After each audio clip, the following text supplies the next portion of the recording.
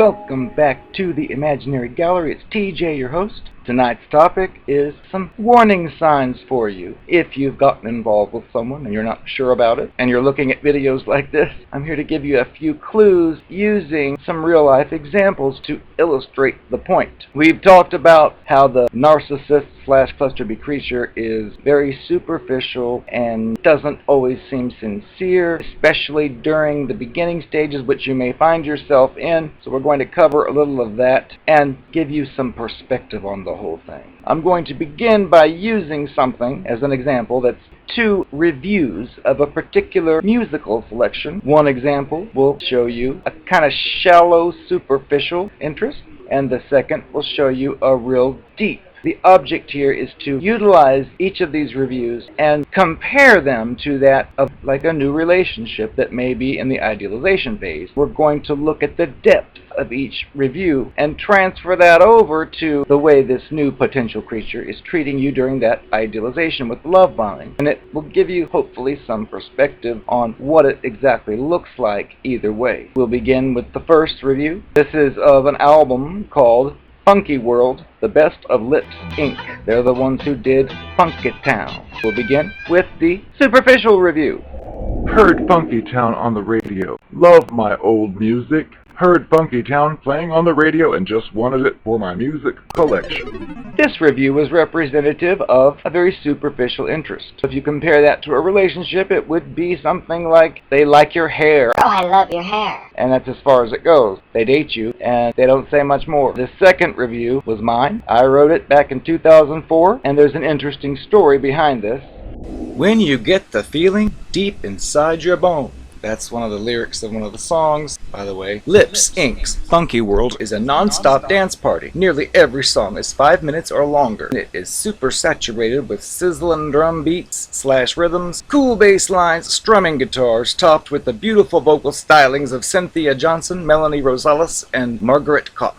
I remember experiencing Funky Town for the first time as a child on my old KISS transistor radio in my parents' basement. I ran to the telephone and called up the one and only black station in Kansas City and desperately asked the DJ for the name of the artist and song. It was like nothing I'd ever heard before. I promptly ran out and bought the LP mouth to mouth with my weekly allowance money. Most of the tracks from that LP are featured here. All Night Dancing is one favorite. There's a part of the song where Cynthia whispers the title as the male voice sings back up over minimalist drum and thumb-popping bass. The effect is almost hypnotic. Jazzy is a cute little instrumental number which really emits a personality all its own. How Long is a remake of the classic, which I feel far surpasses the original with its inventive stopwatch, clicking eighth notes, and clever sound effects. Designer Music is a brilliant tune which incorporates classical string instruments with a simple drum / bass / piano and guitar mix, as Ms. Johnson celebrates the labels associated with high fashion. If Calvin says it's smashing, it's got to be in fashion. These songs were all new to me when I first purchased this collection. Hold Me Down features a beautiful vocoder voice singing part of the verse and later harmonizes with itself. Addicted to the Night continues this recurring theme of dancing, partying, going out, and turns into a fast-paced, thick-drummed adventure. Of the entire collection, Hit the Deck is the most creative. It's a magical collage of obnoxious beats that change pace, a vocoder, voice, sequenced keyboard, rhythms, and sound effects that makes a really fascinating listen, especially when it's pulsating at high volume while driving down the highway with the moon roof open under the twinkling stars. If Funky Town's the only Lips, Inc. song you ever heard, give this disc a spin. There's a lot more where that came from. The first review was very superficial. I mean, it's not necessarily a bad review, it's just not really saying much, which is equivalent to if you turn to this new creature that loves you after a week and you say, "What do you love about me?" and listen to their answers. If it's something like this first review, well then, beware. On the other hand, with the second review, it goes really deep into detail, not necessarily completely deep, and I'm not saying it's the best review ever written either. It shows that the person writing it actually knows about each of the tunes on the disc. It's not just an overall, oh, I love one song. It's going into a few details which indicate the person's really engaged in the music. Well, there's an interesting story that goes along with this. The producer of the band, Steven Greenberg, back in 2004, must have been reading through the reviews on Amazon, and he must have come across mine because somehow back in the old days of AOL, he was able to go into my messenger and send a personal message to me that said something like, "Great review on this album." And I saw the name on it, and I realized, oh my goodness, this is a famous person. Even though it's not really a famous person, it's kind of behind the scenes person, but because I'm a music lover, when I used to get records as a kid, I would open up the sleeves and I'd read every single word. I'd find any magazine I could find about the band and anything and everything I could learn. So of course I recognized the man's name immediately because I'd seen it on the produced by section on several records. And it was interesting because this person was just giving a compliment, and I in return saw this as an information gathering opportunity. So I knew there were specific little details about specific songs on their different albums and the different singers they've gone through and so on. And so I was able to send questions directly on an instant messenger like, hey, on that one song, that sound you use, it's so unusual. I've never found anything like that. What was it? And I'd get an interesting response. So I kept coming up with question after question because I was fascinated with his band. I listened to it as a child, and still today. After so many questions and answers, I think he got frightened that I was a rabid fan, or just realized it was getting too much because it was just musical question after musical question. Nothing dirty. Please. And finally I got a response something like, I usually don't do this kind of thing with fans, but I just wanted to thank you for your review. So I took that as, oh, okay, I get it. I probably bored this person asking all those questions, even though the answers were interesting, so I just let it go. It was still a great experience. The idea here, though, is if you're assessing this situation you're involved in, and it just seems, as usual, too good to be true, which typically means it is, you can measure for such interest, just using this as an example, not saying it has to say anything that the review said, but just to get the picture of what it looks like, a shallow love versus something more deep. And you typically, when you're involved with such a person, they always say, there's something wrong, you just can't put your finger on it. Well, it could be a lack of depth. Another characteristic of these creatures is you barely met them, and they're rushing to be married or to live together or something ridiculous that quickly, right in the beginning, and you think to yourself, well, personally, if we're looking back at those reviews, I've loved people in the past, and my confession of love to them would be much like that review, number 2, than it would be what we've gone through in our relationship so far. Because I've learned a lot of times what they do is they want to spend every moment with you, but if you look at those moments, they aren't really spent developing. They're not really spent gaining information you could use to write such a review number 2. They're just superficial things. They may make lust, they may do all kinds of stuff, but that doesn't make up for the closeness of connecting with a human being and mutual interests. Like in the reviewer knew exactly what details I was talking about. But I know from experience, if there was like a peer of mine who's not a musical person, if they heard me asking one of the questions to this person, they would have thought, I have no idea what you're talking about, because it's like a different language to them. But musicians get it.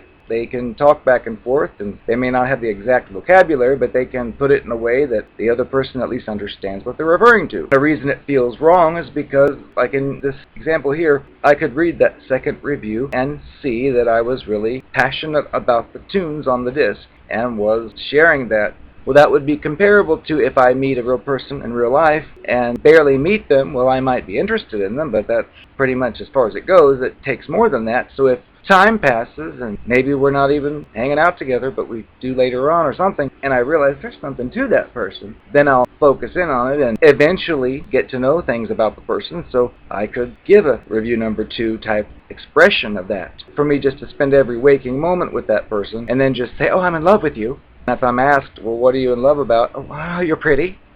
That's not really anything that you couldn't get from any other random person on the street or in the nightclub. Another thing you'll notice with the fake ones, they'll act like it's urgent. Like if you say, I'm not really ready for that, they'll be saying, oh, well, I'm ready. Why aren't you ready? And if you say it's because of a bad, evil experience with someone else, they'll be the first to say, oh, nothing like that. I would never treat you that way. Who is that person? I'm going to get him. And look out for that. And once this is all over, if you ever get to that point, you'll be surprised at how quickly they switch from you to the next one and don't even look back, at least in the beginning. It's because you were nothing more than an object to fulfill a specific need they had, to be their main source of supply, which they would never say to you. They would just tell you that you're the one it wants, even though it can't really qualify it with anything of depth.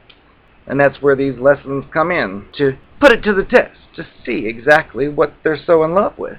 What can you tell me about me? And they probably won't even know your last name or your middle name, but they're in love. So look out for that. And then the other problem we have with this is because we have empathy and because we have regular emotions, when a person's saying such words, we really want to believe it, to think someone feels that strongly because we know we felt that strongly before, but then again we realize, yeah, I felt that strongly before, but it was regarding something I really knew really well and could really say a lot of stuff about. This person doesn't really have anything like that. And then you start to doubt yourself and think, well, maybe I'm just being too hard on this person. Maybe this person doesn't know how to express themselves as freely as I do. I shouldn't hold that against them. Well, maybe I should give this a chance. And they will hint at that as well, that that's what you need to do. That I'm not like that, but I still am in love with you. Another thing they'll do is if you're not ready and you tell them so, and they, of course, don't want to lose any points with you, so they're likely to go along with whatever you say. Like if you tell them you're not looking for a serious love, they may say, Oh, I'm not either. but then later they'll pull it out on you. That, oh, yes, I want you for my lover. If you're the one they choose, and you'll wonder how somebody could feel one way and then switch to the exact opposite way in just a matter of days or weeks, which is possible, but again, that requires depth. If someone did pull that, I'd say, oh really, why don't you tell me exactly when this moment came and how it came about? And listen, you'll probably hear things like the first review over and over, as opposed to the second. If you hear that, it's a warning sign that they're just using the same lines on you they'll use on the next one and probably are using on 3 others, hoping one bites. They do act sometimes with an urgency because if you want to know the truth behind the scenes, it is urgent. They've probably got 5 people going at once and they want to hurry up and settle this thing. 2 of them are being difficult. One's a loose hoe and the others are in between and you're there. Well, they're trying to put their best foot forward with each one, hoping that they'll bite. If you do happen to see someone else bite, it'll be surprising to see how quickly they just forget you even existed, even though days before they were stating how they wanted to spend the rest of their lives with you. You just wonder, how can somebody have ideas like that and then just snip them off and move on to the next? It's just not realistic because these are not real people. They are pretending to be real. They look real. They sound real, so we typically think they're real. And if we suspect they're not real, we'll be quickly told that we're paranoid, imagining things. We're thinking about ex-partners. They're nothing like that. The fact is they are, and they're sometimes worse. For example, I happen to know this person who was evidently being pursued by a creature that I had been involved with for a few months. But then this creature was said to have walked into the business place of this person with a bouquet of flowers and delivered those, which was very weird. They hadn't talked about being lovers or anything. But then, like a day or 2 later, we found that the same creature had hooked up with some other person permanently, was a couple, status changed to in a relationship, and the first person is just thinking, what was the flower thing about? And that's typical of these creatures because they put their eggs in every basket and hope one works, and evidently one bit before this other one did, and there'll be no valid explanation. I was just trying to be nice. Or something stupid. So if you notice the shallow love, beware, because they're probably phony, toxic, one of these cluster-B creatures of some kind, sociopath, psychopath, narcissist, narcopath, any of the above, doesn't matter. They're all toxic and disgusting. I am the narcopath of your wildest dreams, the most wonderful narcopath in the world, the only one that's gonna stay with you forever in your mind. I'm gonna haunt you. My original intention was, since TJ's out of town, I was gonna make a video telling the world just how much I can't stand him and how he's ruined my life.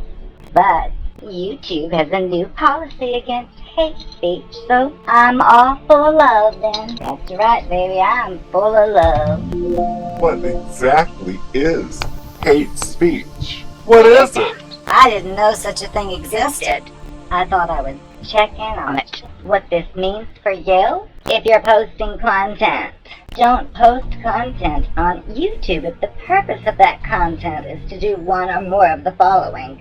Encourages violence against individuals or groups based on any of the attributes noted above. We don't allow threats on YouTube, and we treat implied calls for violence as real threats.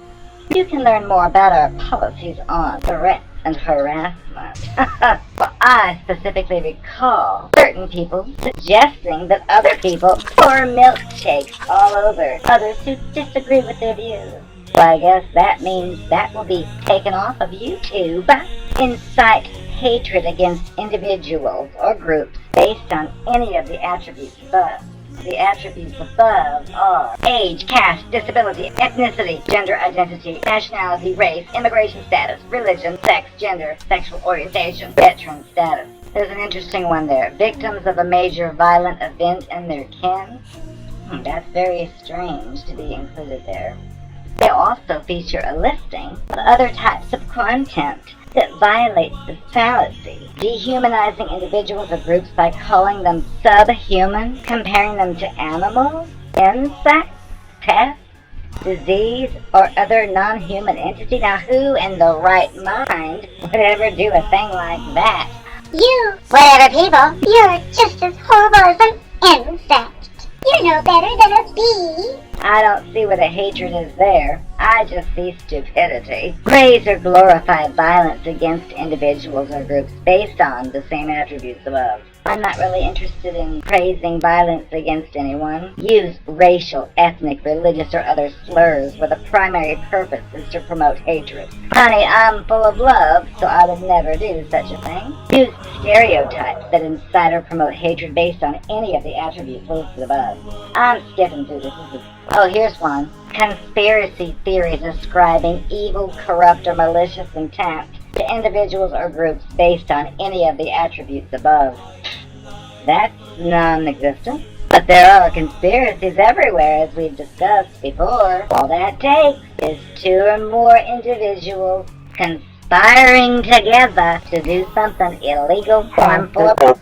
For example, your wife is married to you. She sneaks out and has an affair with her doctor behind your back, doesn't tell you, and she also plots to end your life so she can claim your insurance money. Both of those constitute a conspiracy. So, if the wife is seen with a doctor day and night, never at home, the husband ends up dead, somebody's gonna come forward and say, I think the wife is dating a doctor and I think that has something to do with it. that's a conspiracy. And for you to use your brain and put the pieces together like any detective would do, evidently that's a theorist.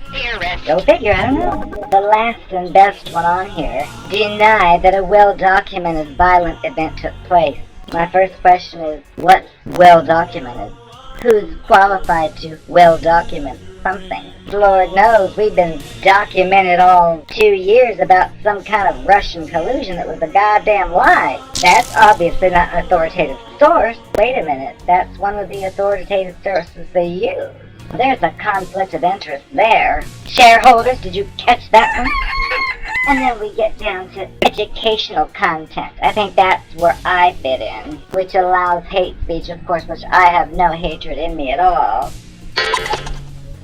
The purpose of educational, documentary, scientific, or artistic in nature. A documentary promoting violence or hatred would not be allowed. Well, honey, I would never do that. I would say to everyone, love everyone. No hatred. Everyone. Love your neighbor. Love your doctor. Love your grocer. Love your jizz mopper at your favorite brothel. Well, I know I have no problem. I'm full of love. I don't feel hatred. Take that.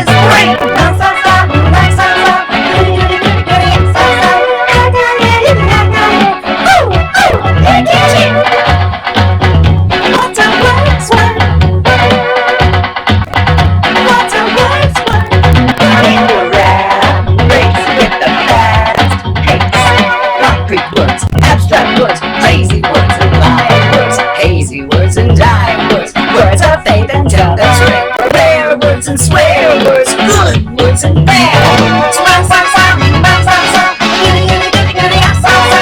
Ha, ga, ya, yiddy, ha, ga, ya. Oh, oh, look at you. What a words, what a words, what.